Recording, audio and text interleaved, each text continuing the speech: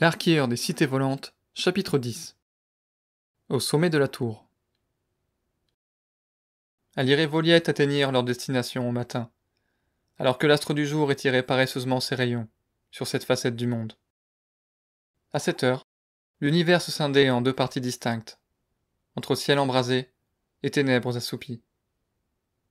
Perdue au sein de ces dernières, la tour du soleil vert disparaissait dans l'abîme de la nuit, sa silhouette décharnée, mais de l'esprit tordu de Maas oublié et frappé par l'abandon, se devinait dans les ombres.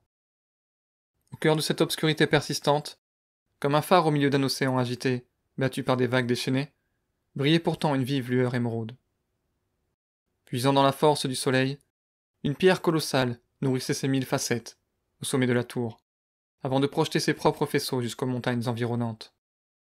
La campagne vallonnée en contrebas se piquetait de disques verts, aux nuances tantôt légères, tantôt profondes. La main droite posée contre la vitre de son habitacle, Alyre baissa la tête en direction du parchemin déplié. Pour les avoir lus et relus, il en connaissait chaque mot, chaque ponctuation, chaque phrase, chaque partie du mystère. Toutefois, leur signification se perdait dans un brouillard encore persistant.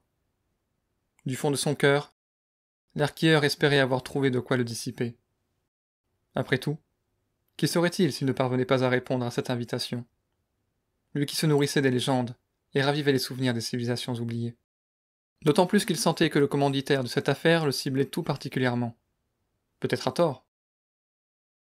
Confiant à Voliette le soin de les rapprocher de leur destination, Alyre se perdit une fois de plus sur les lignes du parchemin. La première partie ne laissait aucune place au doute dans son esprit. Il était de notoriété publique que les mages et autres prestidigitateurs gardaient jalousement le secret de leur tour, qu'ils se limitent à la simple illusion ou relèvent de la puissance des arcanes. La deuxième, en revanche, offrait bien des possibilités. Le soir n'étirait-il pas les ombres aussi sûrement que le jour? Cependant, à la nuit tombée, les ténèbres règnent avec trop d'assurance pour être dissipées. À l'opposé, le feu n'estompe que trop faiblement les silhouettes. Certes, sa danse, rythmée par la volonté des flammes ondulantes, laisse rêveur quiconque se perd dans sa contemplation. Toutefois, cette beauté ne change en rien l'incompatibilité avec l'énigme. La lumière, en revanche. Guidée par cette idée, Alyre avait songé à la plus éclatante et la plus puissante d'entre elles, celle du soleil. De l'astre du jour naît la seule clarté capable d'annihiler toute forme de pénombre. Au lever, il lutte contre la nuit, retrouvant peu à peu son emprise sur le royaume endormi. Arrivé au point culminant de la voûte céleste, aucune ombre ne résiste à ses assauts. Enfin, fatigué de son combat, il part se coucher, étirant ainsi les premières marques de la lune. Cette partie de l'énigme vaincue, la troisième et dernière ne put s'opposer longtemps à la sagacité d'Alyre. Ses recherches sur les habitudes des mages avaient fini par triompher de son épreuve. Quiconque avait étudié ces maîtres des arcanes connaissait l'histoire des tours du soleil.